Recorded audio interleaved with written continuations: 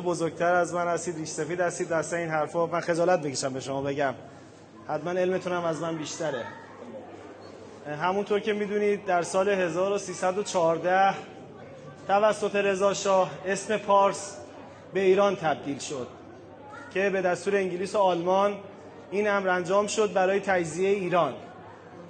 و وقتی که اسم پارس رو به ایران تبدیل میکنن، اون اباحت و عظمت شما رو ازتون میگیرن، گذشته‌تون رو ازتون میگیرن، زبان رسمیتون رو به مرور زمان ازتون میگیرن، کتاب‌هاتون هم تحریف میکنن و دست میگیرن برای اینکه تجزیه بزرگتری رو انجام بدن.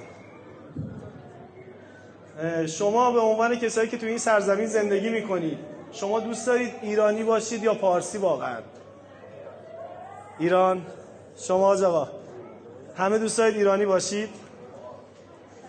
کیا دوست دارن پارس باشه، اون عظمت، اون اباحت، اون اقتدار داشته باشیم و دشمن دیگه به فکر تجزیه ما نباشه؟ جان موضوعیت نداره پارس باشی یا ایران؟ درسته. یک تمدن. بله. دو زبان فارسی. بله. سه فلات ایران. چهار اسلام. درسته. نه همه با هم. خب ما خلیج پارس داریم، ما سلمان فارسی رو داشتیم. فارس داریم. درسته. اینکه فارس ایران گرفت ایران بوده. فارس هم بوده. اول ایران بوده یا فارس بوده؟ نه از هم بالاتر.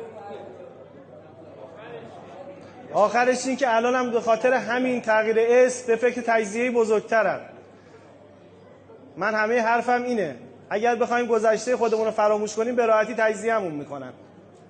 من همه حرفم همین بود که شما میگید ما دوست داریم ایران باشیم، ما هم حرفی نداریم که خواستیم همینو بگیم.